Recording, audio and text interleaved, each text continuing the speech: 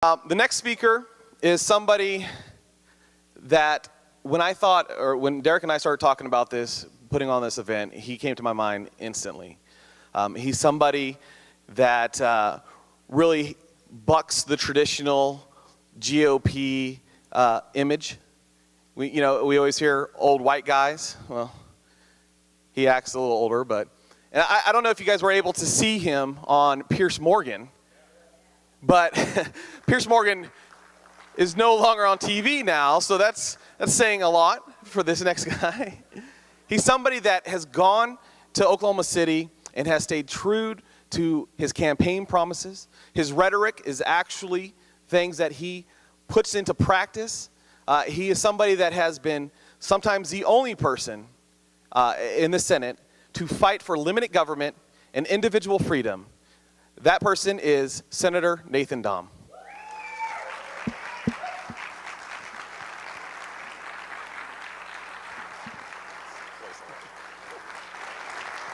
Well, thank you, TC. Thank you all for having me. I know when you think minority outreach, you think Nathan Dahm. I do joke sometimes at the Senate, especially this year, we had our actual minority leader, the Democrat minority leader was leaving this year, and I joked anyways. I said, well, I'm going to be the minority leader anyways because I'm in such a minority by myself. I'm going to start my own caucus, and then I'll get my corner office and all that stuff. But it's good to have you all here today. I appreciate actually what Randy had to say, and just wanted to commend you. Don't worry about the way you're dressed. I almost wore the same outfit. But if I would have done that, I would have looked 15, so I always have to dress a little bit nicer. Try to dress to impress, right? And I'm going to pick a little bit on Chuck, too, because I know Chuck. He's a good guy. I'm happy to help him on his campaign. But the one thing I know about engineers is there's a difference between the ones that are extroverts and introverts. And you know how to tell if an engineer is an extrovert? When they talk to you, they look at your shoes. So, but no, Chuck is knocking doors. I respect that. I know that's how I got where I was, by knocking on all those doors. And so I commend you and all the candidates. It's good to have candidates that are willing to come out here and actually address the people, not shy away from people, not shy away from questions, but actually come out where the people are to be able to communicate with them and address their concerns and let them see who they are. It's easy to send out mailers. It's easy to just be on TV, radio, do all those kind of the same things, use the cookie cutter type of campaigns that most people do. It's a little bit different to come out and actually talk to the people. So I commend all the candidates, Dax and Andy and Steve. The one thing I would say to you, Steve, is don't be upset that TC mispronounced your name. Just be thankful he didn't mispronounce mine, because we are in a church, and I don't know how that would have worked if he would have mispronounced my last name. But I just wanted to take a little bit of this time and talk to you about the universal truths that are with the movement of liberty, with the liberty movement, with freedom, those principles, because they are truths. I love this slogan up here: truth transcends color, because truth is not a male thing, it's not a female thing, it's not a young, it's not old. It doesn't matter the color of your skin. It doesn't matter what nationality you are. Truth is truth. How many of you know that 2 + 2 always equals 4? Unless we're using Common Core math, but that's a totally different thing. But it's a universal truth. Truth stands the test of time, and there are truths involved with liberty, with freedom, and that's what we have to understand. In fact, the Declaration of Independence says it. It outlines it. It says we hold these truths to be self-evident, that all men are created equal, that they're endowed by their Creator with certain unalienable rights, that among these are life, liberty, and the pursuit of happiness. Our founding document talks about those truths, that we are all created as individuals, and we all have these individual rights that belong to us. Now, I've been accused in the past of being a states' rights guy, and for most people that'd be a badge of honor, especially as a strong conservative. But I'll be honest with you. I'll tell you, I am not a states' rights guy. You know why that is? States don't have rights. The state is just the government. The state is just a thing. States don't have rights. We as individuals have rights. I'll be honest, I'm not a huge proponent of women's rights or of, minority rights or of all these different subsections of rights, because you know what? They don't exist. What that does is that divides us. That differentiates us. That says that we're not individuals, but we have God-given individual rights. You have the right to life, liberty, and the pursuit of happiness. Whether you're a man or a woman, young or old, black or white, young or poor, or rich or poor, whatever your situation might be, you have an individual right. It's not a group right. We don't just come together and say, well, all of a sudden we have this right.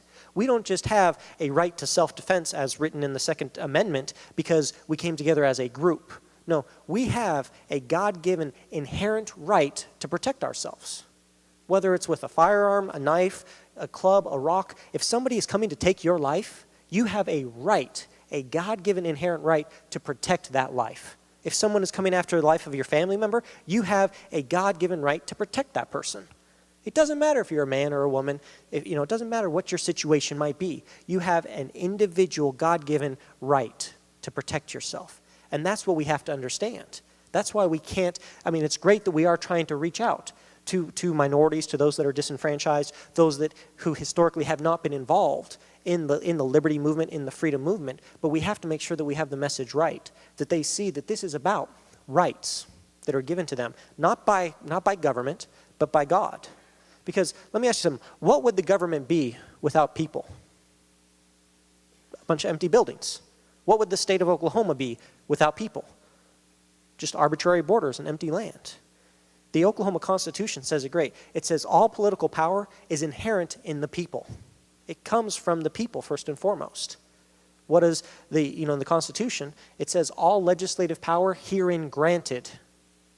Well, where does the government, where does Congress get that power? It's from the people.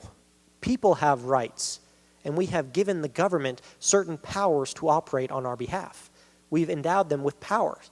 A lot of times when we talk about minority outreach or with minorities, we talk about empowerment, right? We hear that all the time. Well, we need to empower people. But really, it's just because we've twisted the way things are. Really, the people have the power. All power resides in the people. We don't need to empower the people. We just need to stop empowering the government to tread upon our rights. The government has overstepped its boundaries. It is taking our rights. It is saying that it is the be-all, end-all, and it knows how to best direct our lives. I hear this a lot, and this is one thing that irks me more than anything else when I hear this. It says that by a lot of elected officials, they say, we were elected to govern. And what they're saying when they say that is that they were chosen, they're the cream of the crop, they're the supreme authority, they were elected to direct your lives. I disagree with that.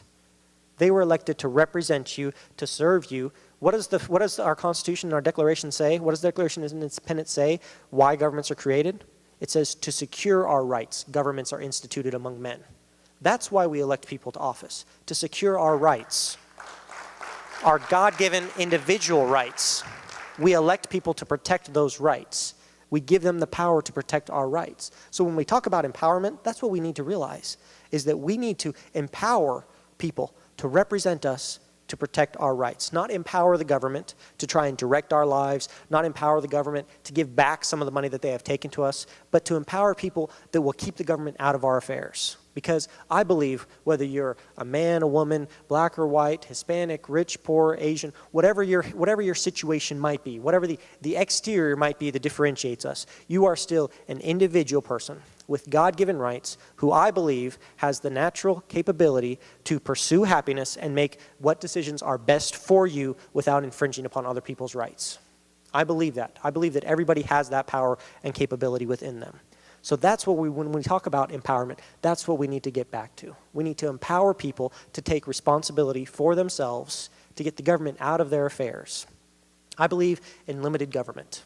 But if we are to have limited government, that means we have to have self-government. That means that I'm going to constrain myself. That means that I'm not going to steal from somebody else, not because the government tells me that I shouldn't steal from them, but because I know it's wrong. And so I'm going to govern myself instead of having the government come in and tell me, no, you cannot steal from this person. That's what we need to get to. We need to get back to these universal truths. And so I'll close with this. Faith, hope, and love. We hear a lot of times in politics about faith. People are, they say I'm a man of faith or woman of faith, whatever it might be. We've heard a lot in the last few election cycles about hope. And hope is great. Hope gives us, it's the evidence of things that we're striving towards. But of faith, hope, and love, the truth says that the greatest of these is love. And what did Jesus say about love? He said, love is the fulfilling of all the commandments. If you love your neighbor, you're not going to steal from them. If you love your neighbor, you're not going to kill from them. If you have God's love in your heart, you're not going to infringe upon somebody else's rights. You're going to have that self-government so that we don't need government interfering and directing our lives. So that's what we have to get back to. We have to get back to those universal truths, because truths apply to all of us equally. Nobody's greater, nobody's lesser. Truths are the same. 2 + 2 always equals 4. The truth will always set you free. And so we need to help people to understand the universal truths, that we are all created equal with certain rights, among which are life, liberty, and the pursuit of happiness. So thank you so much for having me. I appreciate it.